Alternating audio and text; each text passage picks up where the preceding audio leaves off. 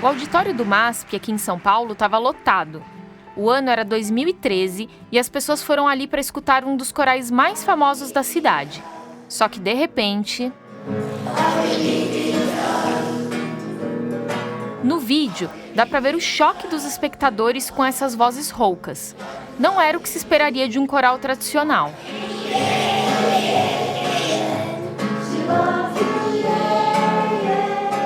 E não era mesmo um coral tradicional. No fim da apresentação, os cantores levantaram duas placas bem grandes. Uma dizia, escute a voz desse coral. E a outra, não fume. É aí que cai a ficha da audiência e vem uma ovação.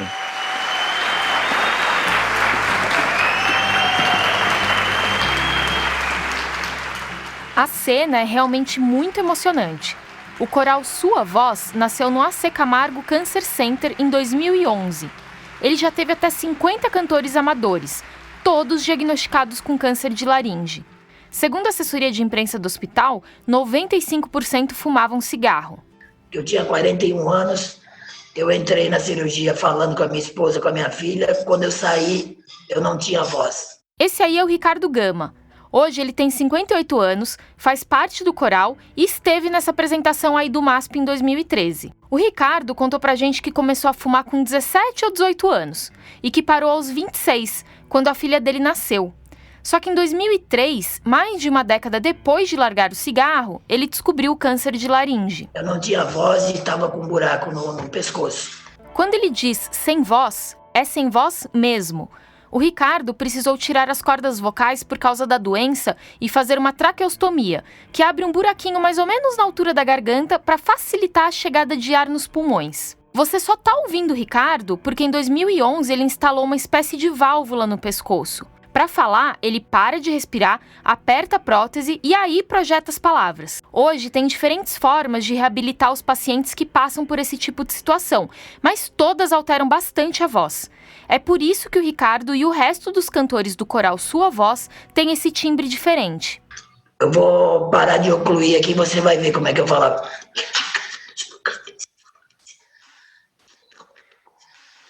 Você se imagina uma pessoa com 40 anos, perfeito, sadio, não conseguir falar.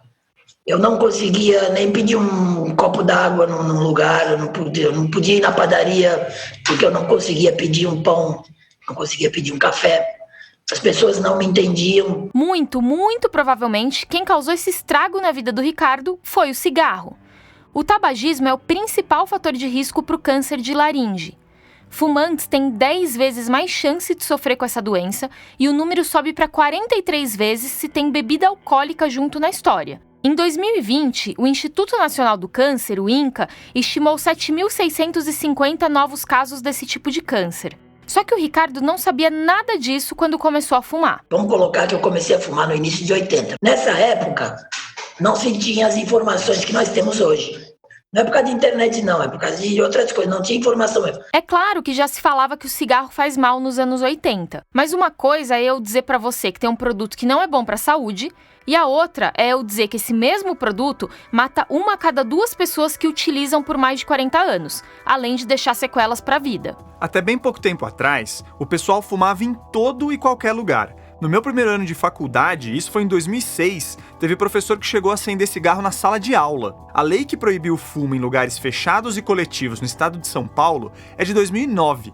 Até então era comum fumar dentro de bar, restaurantes, cinema. Nos anos 80 e 90, as marcas de cigarro podiam fazer propagandas em jornais, revistas e televisão. Elas batizavam shows de música e eventos esportivos. Essas imagens fortes que você vê hoje em dia nos maços de cigarro são coisa bem recente. Eles foram muito sacanas. É tanto que foi a resistência para conseguir colocar nos maços de cigarro agora, aqueles negócios que causam câncer, não sei o quê. O interesse era só vender. Quanto mais, melhor. No final dos anos 90, uma decisão judicial nos Estados Unidos expôs os documentos internos da indústria do cigarro. Ela mostrou que, pelo menos desde a década de 50, os fabricantes já sabiam que o seu produto aumentava o risco de doenças cardiovasculares, enfisema pulmonar e vários tipos de câncer. Mas eles negavam isso para o público. A indústria criou e usou diferentes táticas para gerar dúvidas sobre evidências científicas cada vez mais claras. Valia desviar o foco, intimidar pesquisadores, manipular a imprensa, fazer lobby junto aos governos. Esse manual para corromper a ciência foi tão bem elaborado e tão bem sucedido que adiou por décadas a regulamentação sobre o cigarro. A estratégia do tabaco foi inclusive apropriada por outros setores bilionários da economia, que hoje minimizam o aquecimento global, por exemplo. Nesse episódio, a gente vai mergulhar nesse negacionismo científico profissional que foi disseminado pela indústria do tabaco lá atrás e segue causando estragos até os dias de hoje. Eu sou o Telro Preste. Eu sou a Thaís Manarini. E esse é o Ciência Suja, o podcast que mostra que em crimes contra a ciência, as vítimas somos todos nós.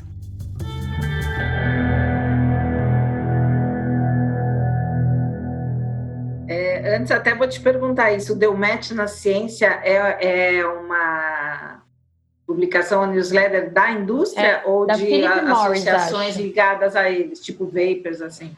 Eu acho que é da Philip Morris, né? Essa voz é da Mônica Andrés, diretora executiva da ACT Promoção da Saúde. É podcast ou é um site? Já essa é a Adriana Carvalho, a diretora jurídica da ACT. Essa ONG surgiu em 2006 para combater o tabagismo aqui no Brasil, mas desde 2013 ampliou a sua atuação para outras áreas da saúde. É uma newsletter, chama Pocket Newsletter. Quem está mandando é uma assessoria de comunicação, mas a assessoria de comunicação está assinado embaixo com o logo da Philip Morris Brasil. A Adriana e a Mônica conhecem muito bem o histórico da indústria do cigarro, e até por isso foram as nossas primeiras entrevistadas do episódio. Mas nem elas conseguem acompanhar todas as ações que esse pessoal continua fazendo para promover o consumo de tabaco. Tanto que as duas se surpreenderam quando eu e o Theo falamos que a Philip Morris Brasil estava assinando uma newsletter que é enviada para jornalistas e se chama Deu Match entre a Ciência e o Tabaco? A gente já fala do conteúdo em si dessas newsletters, mas realmente não teria um título melhor para esse material. Porque assim, não é uma afirmação, não é deu match entre a ciência e o tabaco, ponto, e a gente se garante com as evidências que temos. Não é isso. É deu match entre a ciência e o tabaco? Interrogação. Ou seja, é uma pergunta feita para gerar dúvida. E foi justamente colocando dúvidas na cabeça de um monte de gente que essas empresas conseguiram neutralizar evidências científicas que apontavam um elo claro entre o cigarro e diferentes doenças e escapar por décadas de regulações e processos judiciais. Tem um memorando interno de uma das indústrias do tabaco que diz tudo. Ele foi escrito em 1969 por um executivo da Brown & Williamson, uma empresa que hoje integra a Reynolds American. A dúvida é nosso produto. É o melhor jeito de competir com o conjunto de fatos que existe na cabeça da população em geral.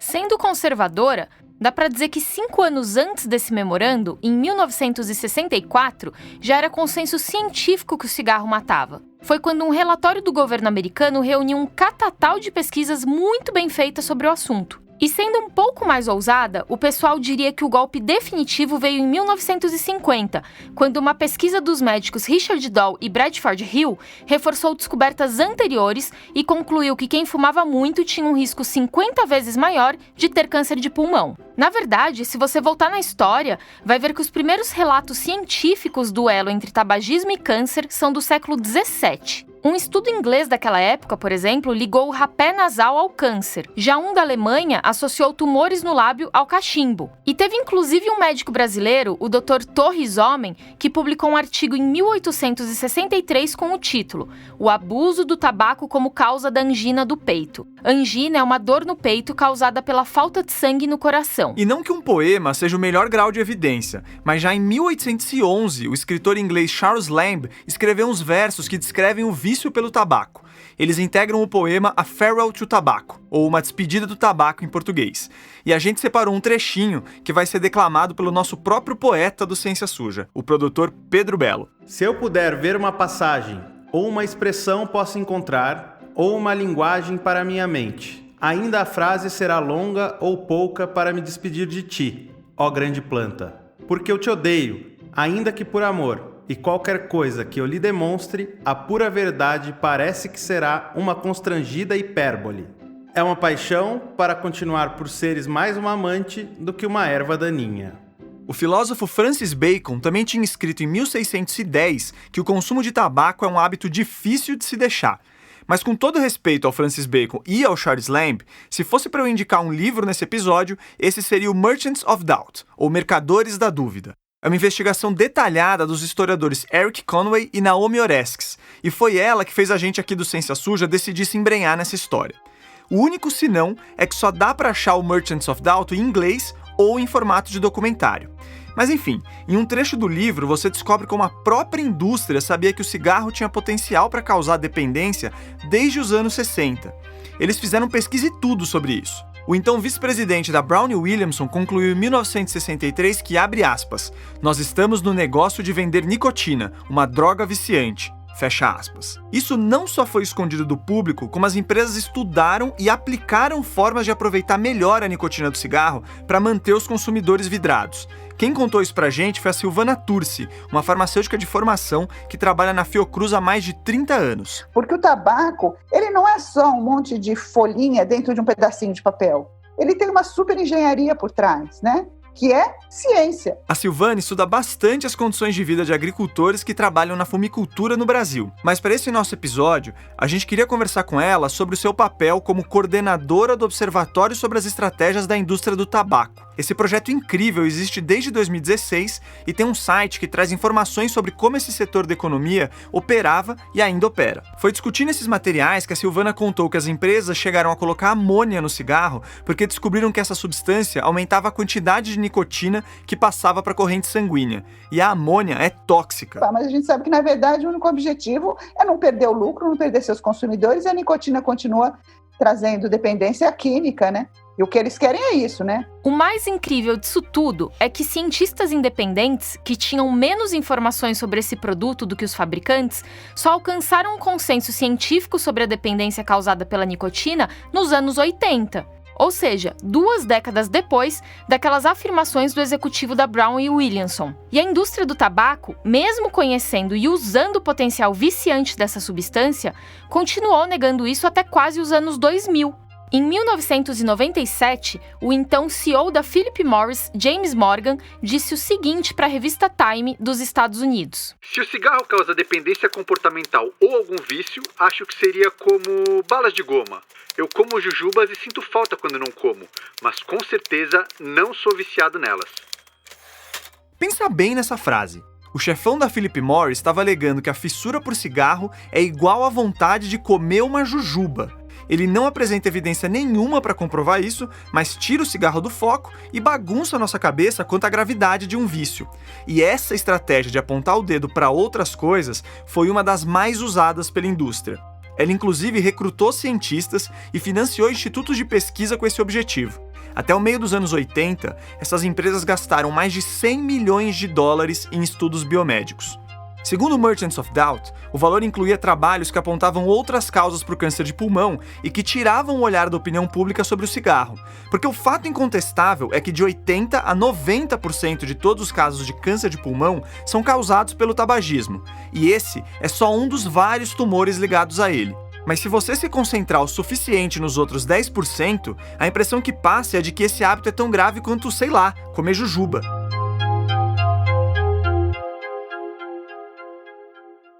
Essa estratégia de jogar o foco para outros fatores de risco era só uma das armas desse setor. Nós resumimos bem e chegamos a outros 6 eixos de atuação que serviam para fazer uma cortina de fumaça. 1. Atacar pesquisadores que apontavam danos causados pelo seu produto. 2. Bancar estudos tendenciosos. 3. Patrocinar eventos esportivos e festivais para dar um ar de jovialidade e até de saúde ao tabagismo. 4. Fazer um lobby com os poderosos. A Silvana, do Observatório sobre as Estratégias da Indústria do Tabaco, lembrou que em 2014 dava para saber quem financiava as campanhas dos políticos. A gente observa que em 2014 a indústria do tabaco ela financiou muitos candidatos. E é claro que depois que esse cara está lá como um senador, ele vai responder a quem? A indústria do tabaco, que tem que defender os interesses. Voltando à nossa contagem, vamos ao número 5. Contratar cientistas reconhecidos para defender a indústria de um jeito ou de outro. Guarda essa informação que a gente vai voltar a falar disso mais pra frente. E número 6, manipular a imprensa. Sabe essa história que tá super na moda de pegar uns estudos meia boca e exigir que os jornalistas deem o mesmo peso a ele do que a uma pesquisa séria? Então, a indústria do tabaco cansou de fazer isso. Ela, digamos assim, solicitava que toda a matéria tivesse os tais 2 lados da história. E aí, enchia os jornalistas com uns artigos bem parciais e as falas de uns especialistas à la Osmar Terra, para dar a impressão de que os efeitos nocivos do cigarro estavam longe de ser consenso. Em 1993, a indústria bancou a publicação de um folheto para a imprensa chamado Bad Science, a Research Book. É algo como um manual de ciência ruim. Lá estava escrito que a pesquisa era frequentemente manipulada pela política, que as agências regulatórias não eram confiáveis e estavam atacando a economia. Os caras chegaram a dizer que proibir pessoas de fumar em ambientes fechados não melhoraria a qualidade do ar e que isso só tiraria a liberdade da população. Na correria do dia a dia, a maioria dos jornalistas não tinha tempo para apurar essas histórias direito e muito menos para se especializar em ciência. Eles eram presa fácil. Essa parte da história nos traz de volta para aquela newsletter que eu e a Thaís recebemos da Philip Morris e mostramos para a Mônica e para a Adriana da CT. A gente agora vai analisar umas versões aqui junto com vocês. Bom, todos os e-mails têm no começo um título em letras garrafais. É assim: Discussões científicas sobre o tabaco. Logo abaixo vem o nome dos eventos onde essas discussões teriam acontecido. Cada newsletter é baseada em um evento diferente, mas das 4 que recebemos, só uma não falava de um evento inteiramente pago pela indústria do tabaco. É a primeira, que vem com supostos destaques do Congresso Mundial de Câncer de Pulmão. Ela afirma que um dos principais pontos abordados no Congresso foi sobre como, abre aspas, o tabaco pode interferir nos tratamentos oncológicos, fecha aspas. Tá bom, e que tal escrever que o tabaco também é motivo de muitos tratamentos oncológicos? Mas ok, você poderia dizer que a Philip Morris está finalmente assumindo que o tabaco faz mal, mesmo que de um jeito meio evasivo. Só que aí vem a sacada. A newsletter alega que muitos pacientes com câncer já tentaram parar de fumar e não conseguem. E que, adivinhe, novos produtos derivados do tabaco, como os cigarros eletrônicos e o tabaco aquecido, poderiam mudar o prognóstico ou a eficácia do tratamento. Tem link de estudo sério mostrando isso? Não tem. Mas se a gente quiser saber mais, a Philip Morris Brasil deixa a rede de assuntos médicos à disposição. A gente foi ver e descobriu que era uma oftalmologista. Para a Mônica lá da CT, essa newsletter é mais uma tentativa de promover a liberação dos tais dispositivos eletrônicos para fumar, os DEFs, que têm a venda proibida até hoje no Brasil. Esses novos produtos, eles trazem um risco muito grande e que não dá para confiar nessas informações da indústria. Agora, a gente já tem até um volume muito maior de estudos e tal, mostrando que esses produtos eles não são inócuos, mostrando que eles também têm substâncias tóxicas, mostrando que eles também têm ali a nicotina que causa dependência. O argumento da indústria do cigarro, que é a mesma indústria que agora vende esses aparelhos modernosos, é o de que os DEFs servem para reduzir os danos de fumantes que não conseguem parar. Seria um tratamento, portanto. Mas olha o que a Silvana Turci respondeu sobre isso. Por que eu precisaria de um apoio de um cigarro eletrônico se a gente tem tantos tratamentos que já comprovaram a sua eficácia, né? Então essa é a primeira pergunta, eu não precisaria mais um. Se eles quisessem realmente que as pessoas parassem de fumar, eles parariam de produzir esses produtos, né? Mais do que isso, sobram indicativos de que os dispositivos eletrônicos, na verdade, tinham os adolescentes como um grande alvo. Nos Estados Unidos, eles foram divulgados nos canais da MTV e da Comedy Central. Tem modelo com cachorrinho, gatinho, ursinho. E a Adriana, a diretora jurídica da CT, contou pra gente que há muitos sabores diferentes, muitos mesmo, para colocar nesses dispositivos. Quem não ficaria tentado a fumar um algodão doce, por exemplo? Já foram catalogados mais de 8.000 sabores desses produtos. Eles têm as formas mais variadas, né? Um pendrive, algumas formas até inusitadas, né? Que você pode até confundir ali com o material escolar do seu filho. É um apelo mesmo para o público jovem. O resultado tá aí para todo mundo ver. Nos Estados Unidos, 1,5% dos estudantes do ensino médio usavam os dispositivos eletrônicos em 2011. Esse número subiu para quase 21% em 2018. Quer mais? Estudos independentes indicam que os jovens que usam cigarros eletrônicos por 1 ano têm um risco 4 vezes maior de começar a fumar os cigarros convencionais. Tem também uma pesquisa feita nos Estados Unidos de 2018 que tentou pesar os riscos e os benefícios dos dispositivos. Ela estimou que 2.070 adultos a mais parariam de fumar por causa desses produtos, Mas 168 mil americanos de 12 a 29 anos começariam a fumar por causa deles no mesmo ano. Quando a gente vê essas coisas, fica mais fácil de entender porque uma das marcas de cigarro eletrônico está sendo acusada na justiça americana de causar um boom de vício por nicotina em jovens. E porque ela topou pagar 40 milhões de dólares para fechar um acordo em uma parte desse processo.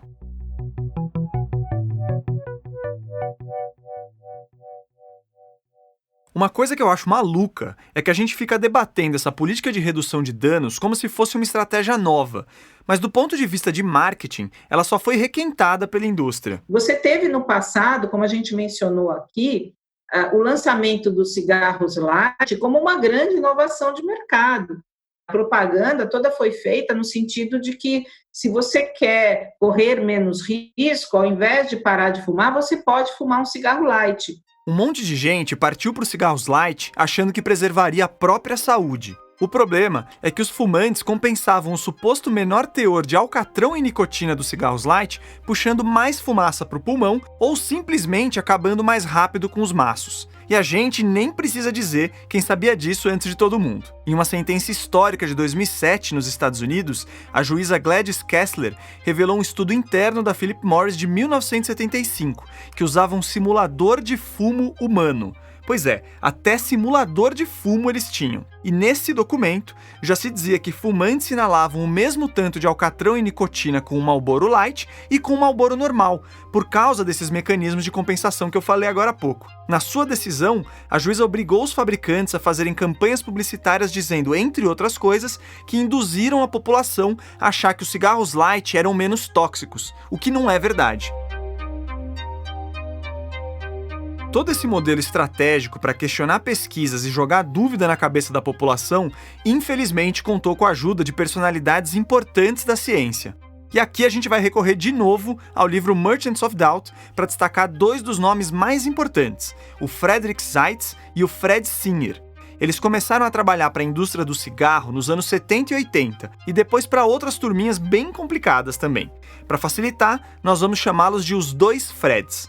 O primeiro, o Seitz, atuou diretamente no Projeto Manhattan, que desenvolveu a bomba atômica na Segunda Guerra Mundial. Ele chegou a ser presidente da Academia Nacional de Ciências dos Estados Unidos. O segundo, o Singer, era um físico atmosférico que trabalhou no desenvolvimento dos primeiros satélites espaciais. Mas apesar desse currículo de peso, nenhum dos dois era especializado na área de saúde. Então eles basicamente saíram opinando sobre questões que não entendiam e onde não tinham praticamente nenhuma produção científica. Os dois Fred estavam sempre do lado oposto do consenso científico. Mas até pelo respeito acumulado antes, todo mundo escutava esses caras. Eles tinham alcance, ocuparam cargos de consultoria no governo americano e foram financiados por instituições privadas. O ex-presidente dos Estados Unidos, George W. Bush, chegou a chamá-los de meus cientistas. E aí talvez você esteja pensando, por que esses dois estavam fora da área deles e defendendo a indústria tabagista? Claro que ganhar dinheiro para ser consultor ajuda, mas não era só isso. No Merchants of Doubt, fica claro que a motivação da dupla era político-ideológica. A gente tem que pensar que os dois vivenciaram a Guerra Fria e foram muito influenciados por ela. Para eles, toda e qualquer questão estava cercada pelo embate entre Estados Unidos e União Soviética, entre capitalismo e socialismo. E os Freds defendiam com força o capitalismo radical, sem restrições. É o que a Naomi Oreskes, autora do Merchants of Doubt, chama de fundamentalismo de livre mercado. A lógica é bem simples, para não dizer simplista. Como as pessoas sempre vão atrás do que é melhor para elas, as empresas vão sempre tentar oferecer o melhor, senão elas pedem falência. Seria uma autorregulação do bem com base no lucro. Só que o avanço da ciência no caso do cigarro quebra essa lógica. Os estudos mostram que, sem interferência do Estado, a indústria do tabaco estava viciando e matando cada vez mais pessoas, e lucrando cada vez mais com isso. Não tinha autorregulação do bem aí. Para ver a infantilidade desse argumento de livre mercado absoluto, um estudo da Fiocruz e do INCA mostrou que o tabagismo custou aos cofres públicos do Brasil quase 57 bilhões de reais em 2015. Isso entre tratamentos com saúde e perdas de produtividade. Enquanto isso, a indústria do cigarro arrecadou 13 bilhões para o governo em impostos, o que representa menos de 1/4 do estrago gerado. Quem que paga esse prejuízo? Os Freds? Não, é você mesmo. Mas entre defender a ciência de verdade e a sociedade, ou o fundamentalismo de livre mercado, os Freds e outras tantas pessoas ficaram com a segunda opção e geraram dúvidas que terminaram em casos como o do Ricardo Gama, o paciente lá do começo do nosso episódio que perdeu a voz por causa de um câncer. Eu não sei a idade de vocês, mas em 80 a maioria dos eventos eram patrocinados por cigarros, principalmente o esporte. Automobilismo, vela, surf, até futebol. Então, o que acontecia?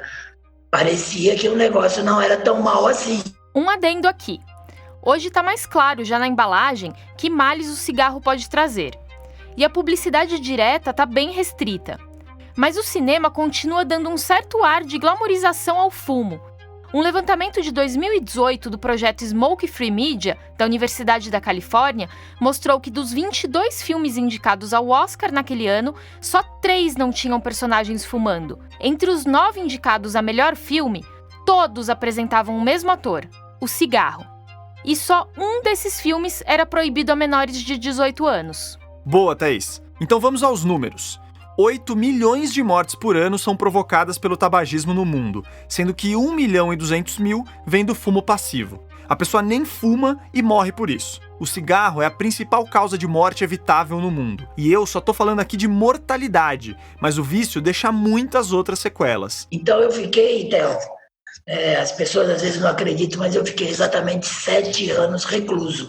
Eu fiquei de 2004 a quase 2011, quase que 100% recluso. Eu não saía. Eu quero ver colocar isso aí que ele falou em números. Então tá, o produto da indústria do cigarro é a dúvida, e essa dúvida faz mal para a sociedade. Mas por outro lado, uma boa medida de ceticismo é sempre saudável, e especialmente importante na ciência genuína. Quem vai falar que é ruim questionar, em vez de simplesmente acreditar em tudo que te falam? Só que tem um detalhe. Na ciência, a dúvida é seguida de muito esforço e método para tentar gerar evidências que nos aproximem de uma resposta e que abram ainda mais caminhos. Esse é o problema do discurso conspiracionista. Ele para aí, ele te dá a dúvida e fala, questione. Você acha que essa dúvida é a grande revelação de que tudo que foi posto para você, que contradiga o que aquela pessoa, aquele grupo te falou, está derrubado. E não é aí. Definitivamente o conhecimento científico não para na dúvida. Esse é o Hugo Fernandes. Além de ser um cara muito engraçado e muito gente boa, o Hugo é ótimo para discutir os caminhos da ciência. Eu sou biólogo, tenho um mestrado e doutorado em zoologia, trabalho com conservação de fauna. Sou professor da Universidade Estadual do Ceará e orientador da Federal do Ceará e Federal de Minas Gerais. Mas peraí, ciência suja. Por que vocês procuraram uma pessoa que estuda preservação de animais para falar de tabagismo?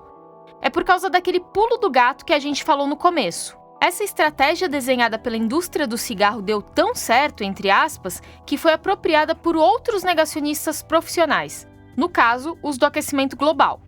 Mas a gente entra nessa história daqui a pouco.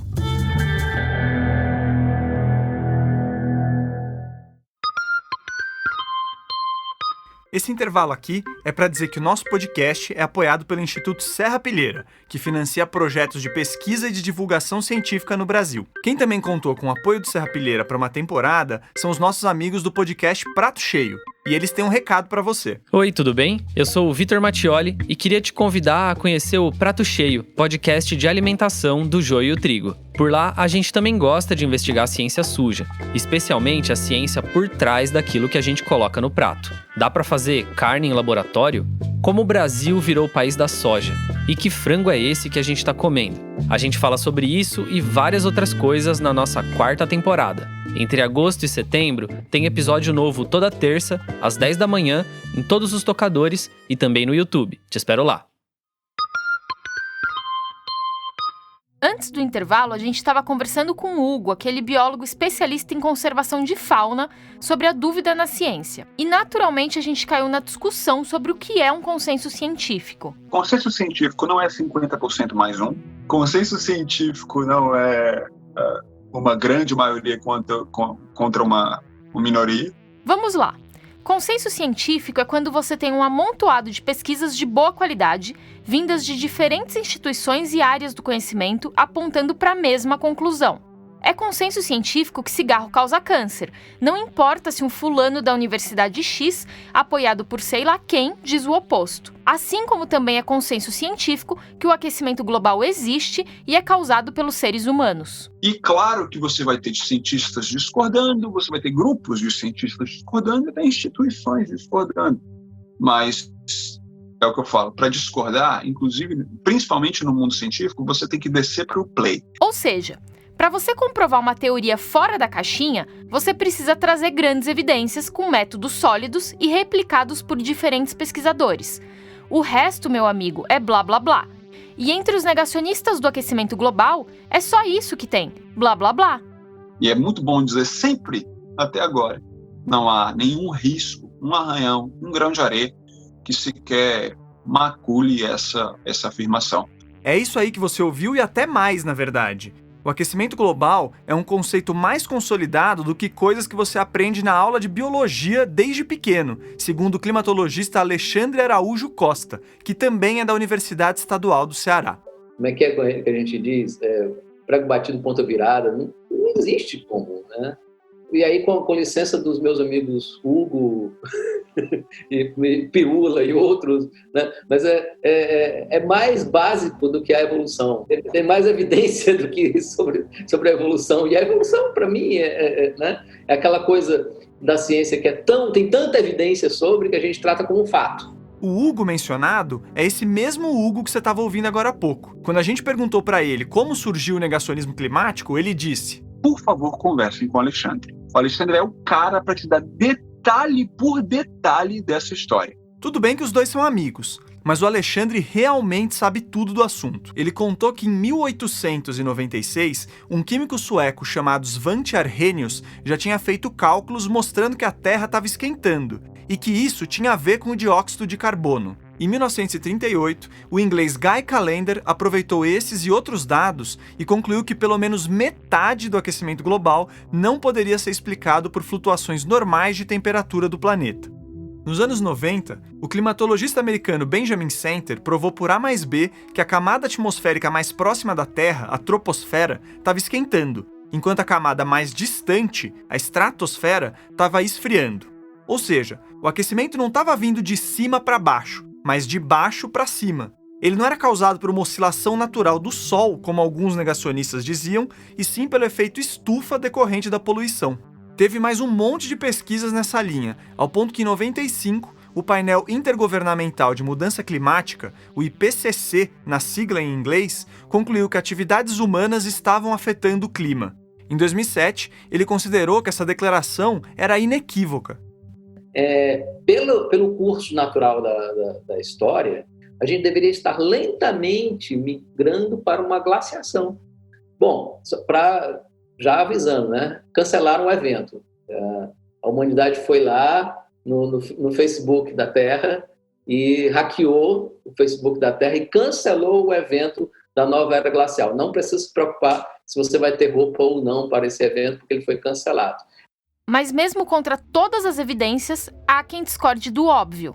Adivinha quem? Sim, um dos dois Freds, o Singer.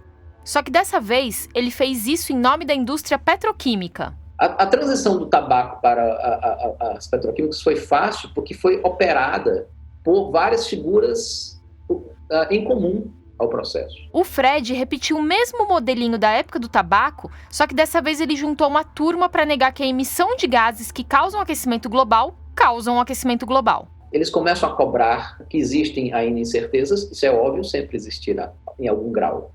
Nem que seja uma margem de erro de 0,01%, mas ela vai existir. Explorar essas brechas é justamente a linguagem, a gramática construída por esses senhores. Esses caras, portanto, formavam um clube de profissionais da negação. Na boa, na frente da indústria petroquímica, a indústria do tabaco é peixe pequeno, né? O Alexandre contou pra gente que em 1968, a gigante petroquímica Exxon encomendou um relatório para a Universidade de Stanford sobre o que a ciência teria a dizer a respeito do uso indiscriminado de combustíveis fósseis para o clima. Basicamente, o relatório de Stanford fazia uma revisão da ciência, apresentou o parecer, olha, vai dar merda se continuar assim, né? o melhor abstract possível. Mas a Exxon, pelo visto, não gostou dos resultados. E aí resolveu montar o seu próprio grupo de pesquisa com os seus próprios cientistas. Dessa vez, o engenheiro encarregado do estudo era um veterano da própria empresa, o Dr. James Black. Não tinha como dar errado, mas deu. Esse relatório interno, que ficou conhecido como o relatório Black, também concluiu que a Terra estava esquentando mais do que devia. Então, assim, as projeções de dentro da Exxon se confirmaram, basicamente. Previam um mundo entre 1 grau e 2 graus mais quente do que no período pré-industrial. Nós estamos em quanto? 1,3. Nós estamos, perto do meio da faixa, gente. Então, a Exxon sabia de tudo. Dissolveu o grupo de clima, engavetou esse estudo e passou a pagar negacionista. Então vamos falar sobre esse aumento de temperatura entre 1 e 2 graus que o relatório dos próprios caras sugeriu. Parece pouca coisa quando a gente deixa esse número no ar, né? Mas não é. Os pesquisadores do IPCC apontam que os potenciais efeitos adversos de um esquentamento entre 1,4 e 5,8 graus podem ser catastróficos. E lá vem a Thaís com mais uma listinha. Número 1. Uma redução na capacidade de produção agrícola na maior parte das regiões de latitudes médias. Isso inclui o Brasil, além do Sul e Sudeste Asiático e de grande parte da África. Número 2. Uma diminuição da disponibilidade de água potável em muitos lugares onde a água já é escassa, especialmente nas regiões subtropicais. Número 3. Um aumento no número de pessoas expostas a doenças transmitidas por vetores, como a dengue e a malária. Número 4. Aumento dos casos de doenças transmitidas pela água, como a cólera. Número 5. Aumento no número de mortes por condições causadas durante picos de calor. Olá, boa tarde. Fenômenos climáticos extremos deixam o hemisfério norte em alerta. Cientistas chamam a atenção para o fato de que a cada ano os incêndios são maiores. Eles vêm avisando há tempos que os eventos extremos vão se tornar cada vez mais frequentes. Por essa que é a 4ª onda de calor em apenas 5 semanas. A ciência vem gritando, atenção, humanidade! Daria para rechear bem mais essa lista, mas eu vou parar para não deixar o episódio muito longo. Agora, imagine um certo país tropical dominado pela agricultura voltada à exportação e por uma elite rural que abraça o negacionismo climático diante de qualquer evidência de que esse modo de produzir deveria ser repensado. Já descobriu qual é? Brasil! Para um país assim, um aumento de temperatura desses, por menor que possa parecer, seria um prato cheio de problema. Eu acho que a gente tinha que colocar um Nuremberg 2.0 sobre a indústria de combustíveis fósseis. Esses caras têm que pagar pelo crime contra a biosfera e crime contra a humanidade. Eles são ecocidas e genocidas, porque eles optaram conscientemente pelo que fizeram. Como se não bastasse recusar as evidências que apontam para a transformação da nossa sociedade em uma versão de Mad Max de baixo orçamento, o Manual dos Negacionistas Profissionais também pressupõe ataques aos cientistas que trabalharam muito para chegar nessas evidências. Lembra do primeiro item daquela lista lá do começo, que tinha as estratégias da indústria do tabaco para gerar dúvidas? 1. Atacar pesquisadores que apontavam danos causados pelo seu produto. Esse tipo de intimidação é organizado, ele é liderado por gabinetes do ódio e tem como alvo cientistas com algum tipo de visibilidade em assuntos que sejam caros aos negacionistas de ofício. O Alexandre contou pra gente a história de um amigo dele, o cientista americano Michael Mann. O cara é uma sumidade. Ele estudou anéis de árvores, colunas de gelo, estalagmites e estalactites para ver as variações climáticas ao longo de milhares e milhares de anos. E junto com outras pessoas, ele deixou claro que esse aquecimento das últimas décadas está muito acelerado e longe de ser normal. Mas aí esses camaradas foram crucificados em público. O Michael sofreu ameaça com um envelope simulando antraz chegando na caixa de correio dele da universidade, na Pensilvânia. Como um dos principais expoentes da chamada paleoclimatologia, o Michael começou a ser perseguido sistematicamente e recebeu um monte de ameaças. O auge da crise vem em 2009, num episódio conhecido como Climate Gate. Eu já vou antecipar que não teve Climate Gate nenhum, só na cabeça dos negacionistas. Mas tudo começou quando os hackers invadiram os e-mails do Michael e de outros nomes famosos da área. O que os caras queriam achar? Algum indício de corrupção, né? Não acharam nada. Eles vasculharam dezenas de milhares de e-mails, não acharam nada. E aí tiveram de fazer o quê? Fabricar. Eles tiraram mensagens de contexto, fizeram os malabarismos retóricos e produziram informações falsas mesmo, para dar a entender que os pesquisadores que falavam sobre o aquecimento global estavam maquiando dados e que, na verdade, eles mesmos saberiam que não tinha aquecimento global coisa nenhuma. Esse seria o Climate Gate. Mas autoridades de diferentes esferas investigaram tudo e comprovaram que o Climate Gate era só mais uma manobra para gerar dúvidas sobre as mudanças climáticas provocadas pelo homem. O problema é que o estrago já estava feito e esse tipo de discurso pega. Ou seja, sabe onde é que vem essa história de taxar cientista, né, de alarmista, catastrofista, etc. Que agora figuras como Átila, né, Pasternak, né, e tanta gente boa está sofrendo? Ok, amigos e amigas da infectologia, da virologia, da biologia, bem-vindos e bem-vindas ao inferno. Nós estamos nessa... Minha comunidade está nessa há décadas. O Alexandre está obviamente se referindo à pandemia e a divulgadores científicos como Átila Yamarino e a Natália Pasternak. Realmente, a Covid-19 escancarou a face devastadora do negacionismo científico. Um monte de gente morreu porque acreditou em pessoas com agendas políticas ou econômicas obscuras e que saíram atacando medidas comprovadamente eficazes de controle da doença, como as máscaras, o distanciamento físico, o lockdown e até as vacinas. A CPI da Covid revisitou várias etapas da maluquice que foi a resposta do governo brasileiro à pandemia. É tanta coisa que a gente vai ter um episódio só para esse assunto. Mas eu já queria destacar aqui as tentativas meio atrapalhadas de um político alinhado ao governo federal de replicar a estratégia da indústria do tabaco para gerar dúvidas e confusão na CPI. Eu tô falando do senador gaúcho Luiz Carlos Renzi. A revista se retratou, os pesquisadores se retrataram, porque foi furada a pesquisa dele. A Big Pharma está norteando isso aqui. Rancho Queimado. Aqui, Dr. Didier Raul. Índice H 192. Eles está mentindo. Não estou mentindo. Não me chame de mentiroso. Não me chame de mentiroso. Não me chame. Não sou. Não sou. Fake aqui. Independente de quem está sendo questionado na CPI, o Renzi faz sempre a mesma coisa. Nos primeiros 15 minutos do seu tempo, ele apresenta um estudo realmente problemático que foi publicado na revista científica The Lancet no dia 22 de maio do ano passado. Essa pesquisa dizia que a cloroquina não era eficaz no tratamento da Covid-19, mas ela foi tirada do ar mais ou menos 2 semanas depois por falta de transparência e inconsistência nos dados. Daí o Renzi já arremata. Olha, o estudo que apontava a ineficácia da cloroquina contra a Covid estava errado. O que ele não diz é que foi a própria comunidade científica que identificou os erros desse trabalho e obrigou a Lancet a rever a publicação em tempo recorde. E que já nessa época, várias outras pesquisas apontavam a falta de eficácia da cloroquina contra o coronavírus.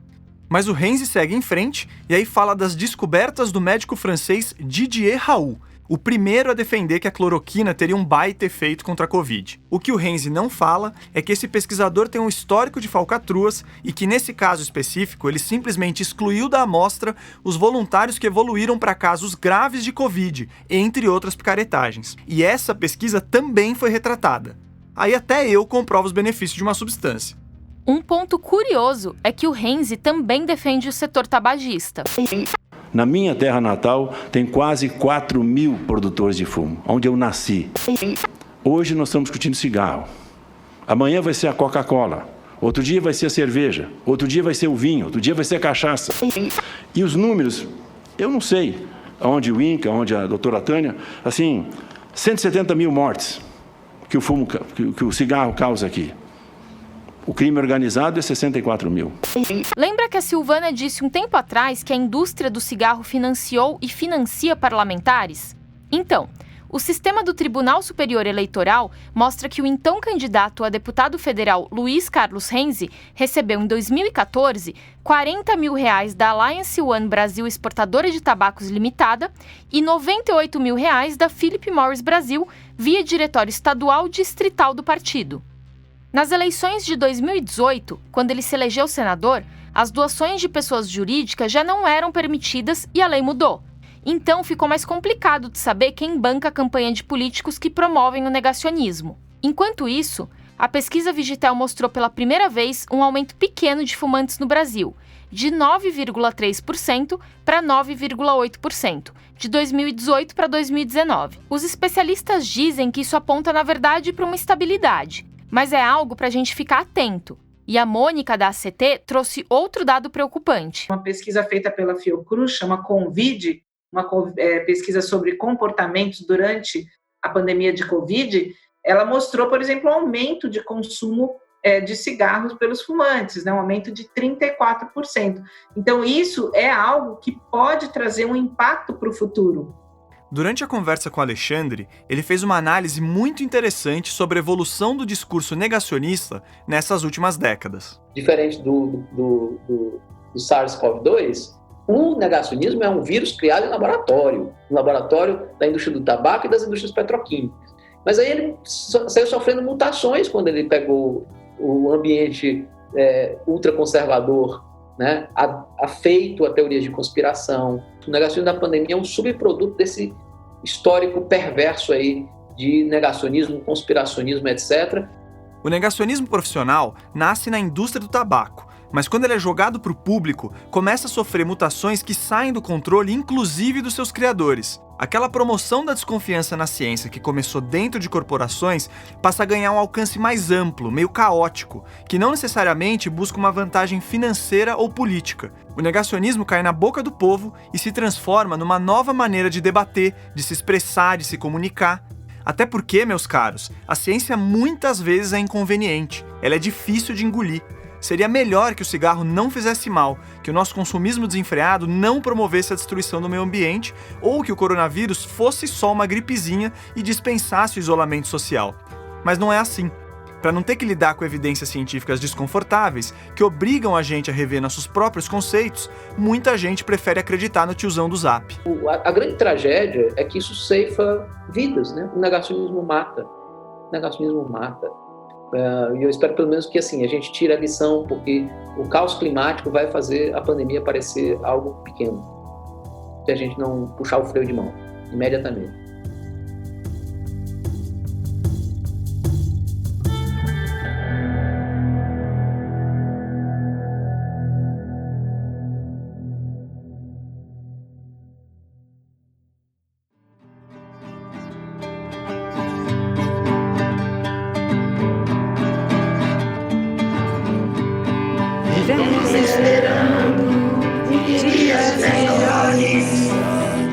As músicas do Coral Sua Voz foram cedidas pelo AC Camargo. Muito obrigado por isso e parabéns pelo projeto. O podcast Ciência Suja é apoiado pelo Instituto Serrapilheira, que financia projetos de pesquisa e divulgação científica no Brasil todo. Ele é apresentado por mim e pela Thaís Manarini. Eu e o Pedro Belo, o Pedrão da Nave Reportagens, fizemos a pesquisa, a produção e o roteiro do episódio. As entrevistas foram feitas por nós três e pelo Felipe Barbosa, que também é da Nave. A edição, mixagem e trilhas desse episódio são do Felipe Barbosa. O projeto gráfico é da Mayla Tanferri, com o apoio do Guilherme Henrique. As vozes complementares são do Pedro Belo e do Felipe Barbosa. Nesse episódio, a gente usou trechos da TV Senado, da TV Globo e do coral Sua Voz. Tá gostando dos episódios?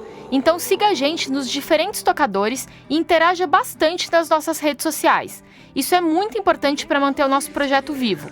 A nossa estratégia digital, aliás, foi desenhada pelo André Sender, mais conhecido como Didi. Eu queria agradecer os nossos entrevistados e também os médicos Frederico Fernandes e Alberto Araújo. A gente não gravou com eles, mas os dois deram um suporte excepcional para entendermos melhor questões científicas e históricas ligadas ao cigarro. O Alberto e o Fred, e esse é um Fred do bem, inclusive assinam um capítulo do livro Tabagismo, Prevenção e Tratamento, da Sociedade Brasileira de Pneumologia e Tisiologia. Fica aqui também o nosso eterno obrigado a Silvia Maria Gross, a mentora do Ciência Suja. Até daqui 2 semanas. Pra sempre.